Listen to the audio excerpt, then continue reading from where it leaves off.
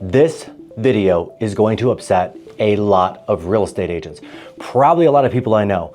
Being out in the field with the low numbers of sellers selling, I'm seeing agents literally say or do anything and everything to get a seller to sign with them. Here are the most common fabrications, exaggerations, and things that just don't matter, and outright lies that I'm hearing in the field, in the market today. Bookmark this video for when you want to sell your home to see if you're hearing the same and not to buy that load up stuff.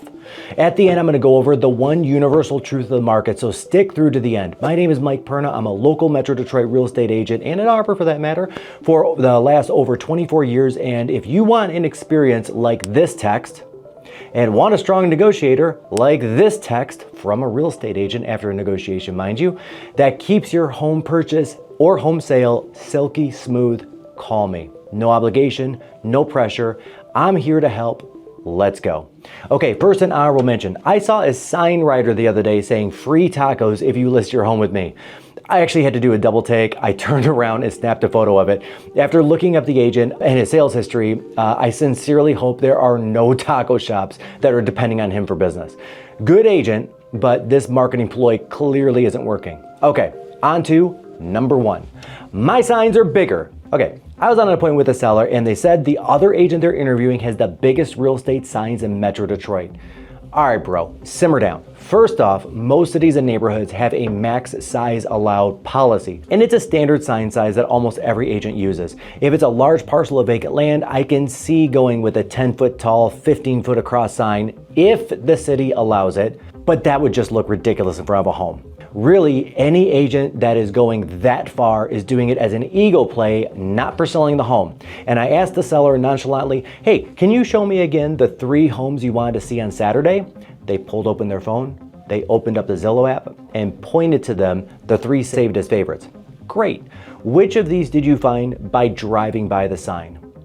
Yep, they got the point pretty quick. All right, Mr. and Mrs. Agent, no one wants a 10-foot glamour shot circa 1994 in their yard. No one wants to drive by it. No one wants it in their yard. Moving on. All right, and before we get to number 2, comment with a horrible agent experience and what happened, or a wonderful agent experience, or if you sold a home, what was the most important thing in choosing your agent? Your comments are going to help a lot of people that see this video. All right, number 2, I have buyers looking for your house. Okay, so there's 2 sides of this one. First, let's be real. A lot of real estate agents have buyers out there that fit your home. There's so little on the market. Most of our listings right now are getting 5, 10, even 20 offers the first weekend. For the second part, let's go with the numbers. Only 4% of homes are both listed and sold by the same agent. That's a 1 in 25 chance this guy isn't gaslighting sellers. But okay. Let's just say this agent does have a buyer. Let's say that they sent a letter in the mail highlighting their buyer to a neighborhood that they want to get in. So my fiduciary responsibility to my sellers is very simply to get them the best price and the best terms in the shortest amount of time while providing the smoothest transaction. Simply put, if one family loves your home, chances are 5 other ones will too. And I want my sellers to have all 6 offers to push up the price, push up the terms, and then if there's an inspection issue, I use it to my seller's advantage. And this is a literal example from this month. Hey, Mr. Agent, great that your buyer wants $35,000 off the price of a home for, I don't know, downspout extensions. Silence on the phone. Yep, I just let it sit. And then they say, well, are you going to call your seller? And then I say, actually, no. I'm going to call the 5 backup offers I have first to see if this inspection issue is a problem for them. And then we're going to go with a different offer if it's not. Or I'll give you this opportunity to call your buyer back and bring them back to earth, bring them back to reality. And then of course the other agent said, yeah, I'm going to go call my buyer and get him to back down. I can't do that with just one offer. And guys, it works, by the way. I just had this home in Pittsfield Township right here on the map. They asked for $35,000 off the price after the inspection, and we ended up only $5,000 off. We shored that inspection report up by $30,000. And then of course, here's the other time an agent calls and says, hey guys, guess what? I've got a buyer. If you're selling your home for sale by owner or have in the past, you know it's one of the old tried and true ways to get an appointment, to get in front of a seller to try to get that listing. I believe it's ethically gross, but a lot of agents don't. Don't even entertain that appointment. If they don't send you, and let's get this form on the screen so you can see what it looks like. I will send you one if you want one. Comment below or shoot me an email on it. If they don't send you a one-party listing agreement. Now they're going to be required to put the real name of a real buyer on that paper, and they can't lie to you because that would actually go against the code of ethics. If they can't do that, then guess what? There is no buyer. And before we get to number 3, if you're liking this video, hit like below so more people can see it. And thank you. I appreciate it. Number 3, I have a national network of agents. Yeah, so does everybody. Okay, join any agent Facebook group out there and take a look at what happens when an agent puts a post up that says, hey, does anybody work in this city or this state? I have a seller or I have a buyer. It's a mob, literally hundreds of replies, dozens of DMs. Here's the reality. The premise behind this is agents are hoping that sellers are stuck in 1992 when a buyer had to actually go to a real estate office and look at a book of all the listings that the office had. And hey, I got buddies over at this office over here and I can get his book too. Come on, people. It's 2025. The MLS has all the listings and Zillow literally updates with their Direct Connect MLS feeds every 2 to 5 minutes, which means by default, as a buyer, you have all the listings too. Hey, look, I got a friend in Montana that sells real estate. She actually runs the #1 team in the entire state of Montana. This is not helping me in Metro Detroit sell your home. This is not helping me in Metro Ann Arbor sell your home. I promise. Actually, and now I'm showing my age here, back in 2008, there were foreclosure agents banks would choose that were not part of all the MLSs. So they would put this foreclosure home, let's say in Troy, Michigan, which is over here on the map, into the Grand Rapids MLS, which is over here on the map, literally a 2-hour drive away. So I wouldn't actually be able to see the home on the MLS, but it would still show up on Realtor.com or Zillow. So technically, buyers had access to more listings than agents for about 2 years. No joke. Number 4, I can sell your home off market. All right, while that's probably true, it is not in a seller's best interest. Okay, if I called enough agents, I'm sure I would find a buyer to sell your home to off market. But looking back at number 2, is that really in the best interest of a home seller?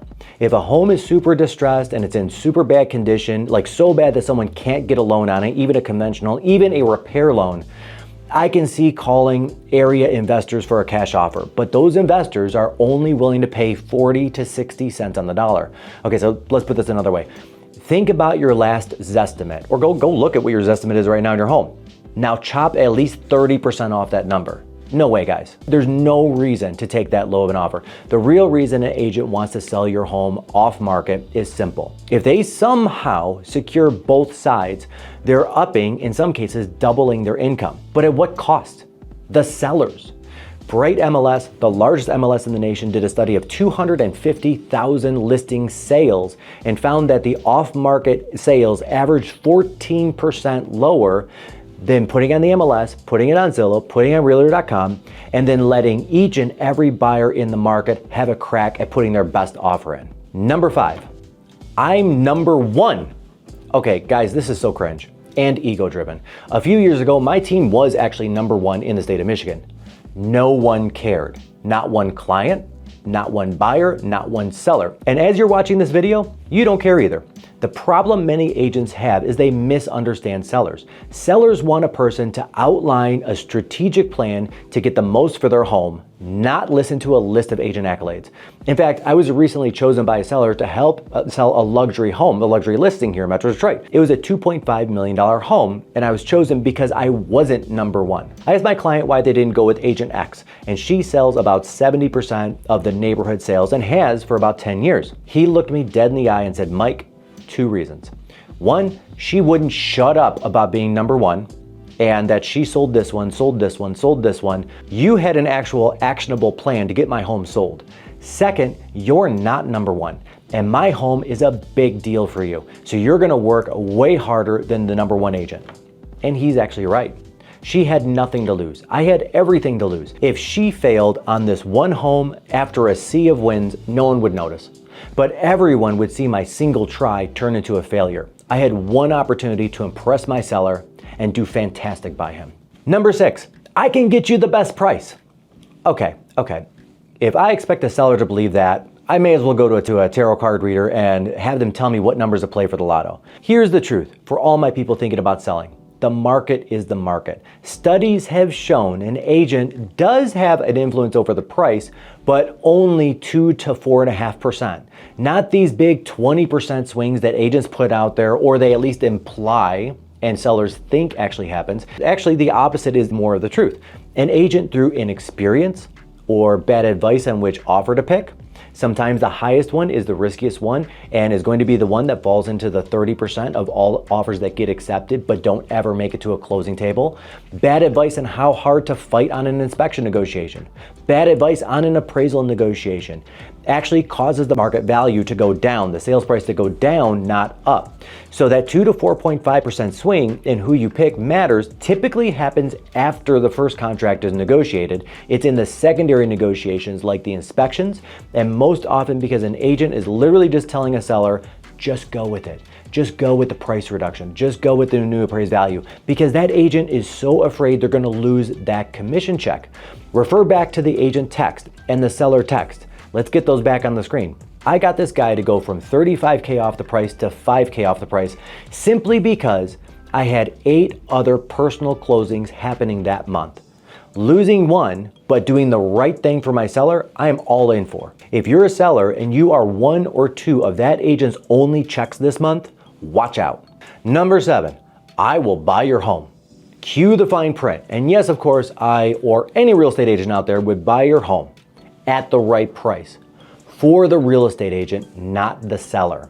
Okay, so I got my hands on several area agents contracts that use the I will buy your home for cash program, and they're all a variation of the same thing. And here it is, and I want to shine a light on this nonsense. That agent or team will buy the home 10 to 20% below market value and charge a full commission and add an extra point to the commission for you to have that option that you can take anytime, which makes it 17 to 27% below market value. Of course, I'm gonna buy that home. The reality is, if your home isn't selling, reduce the price 2 to 5% and get a way better offer. These programs sound good and they're gimmicky. They're supposed to get the phone to ring, and then when you find out the fine details, you don't take the program, but you still list with the agent. It's very bait and switchy. To me, it's meh. Like it just tastes terrible just saying the program's names, right? It does sound especially good to sellers when you need to be somewhere by a specific date, like for a new job starting or the school year starting in a different district. But don't let that pressure cause you to fall for that ploy. Number 8, my marketing plan is the best. Stop. Just stop. We're in a world where agents either have marketing plans and they're all gonna be very similar with a few nuances, or they're completely non-existent. In a few calls, you can find if someone has the former. In 5 minutes of silence and blank stares from the real estate agent on a listing appointment when you asked them about their marketing plan, now you know you found the latter. Okay, you have a couple of agents that have plans. Now, who do you trust? That's the person you pick. And that brings us to the universal truths. Desperate times breed desperate measures. Oh, also go ahead and hit that like button if you haven't already. I would love for more people to see this so they get educated on the home selling process and all these shenanigans agents are pulling in this day and age. All right, so let's get these 2 graphs up on the screen. First graph, in 2020, 90% of agents sold at least 1 home. In 2024, only 29% of agents sold a single home or more. Now let's look at this graph. The number of homes sold in 2020 was 7.8 million. Now, assuming there's 2 sides to every sale, a seller side and a buyer side, of course, that's 15.6 million available commission checks an agent could earn. In 2024, that number dropped to 3.8 million total home sales in the United States, or 7.6 million potential checks. That's literally half. We haven't seen this few home sales in the United States since 1995. And a lot of agents are responding to this by fudging reality, aka outright lying to sellers. However, there are many agents out there that operate out of integrity, have outworked hard markets in the past, and will most certainly outwork this one. The single best way I know you're getting a great agent, even one that was referred to you, is to check their Google reviews. Simply put, how many and what's their number ranking out of 5? Even if that agent was referred to you by a family member or a friend, it could have been a fluke great transaction where everything just miraculously fell into place. We have those all the time. And there was not a hard thing that happened, again, to your friend or your family member during their home sale. Even a blind squirrel is right twice a day. So look at their reviews too. We are in a review-based world. It doesn't matter if you're going on Amazon or Yelp or even just Google. Like, would you eat at a 3.5-star restaurant? Would you take your car to a 2.8-star mechanic? Or worse, one that doesn't have any reviews at all? No. A simple Google search with the agent name followed by the word reviews will either verify how good that agent is or if you're going to be canceling that appointment. Final thought. Anywhere you are in the United States or Canada, if you want me to vet an agent for you, shoot me an email, shoot me a call, or shoot me a text or a DM on any platform. I'm here and I'm more than happy to help. And of course, there's no charge for this. I just like to help people. I like to see people win. I like to see people not stressed out about their home sales or home purchases. It should be a fun affair, not a stressful one. And subscribe if you haven't, and reach out to me if you have a home in Metro Detroit or Ann Arbor you'd like to sell. Like this video so more sellers can see it, and also scope out these other videos that we have up. This one on the top is the most common buyer mistakes I've seen in my 24 years as a real estate agent. And this one below are the most common seller mistakes I've seen, again, in my 24 years as a real estate agent. Cheers, and see you in the next video.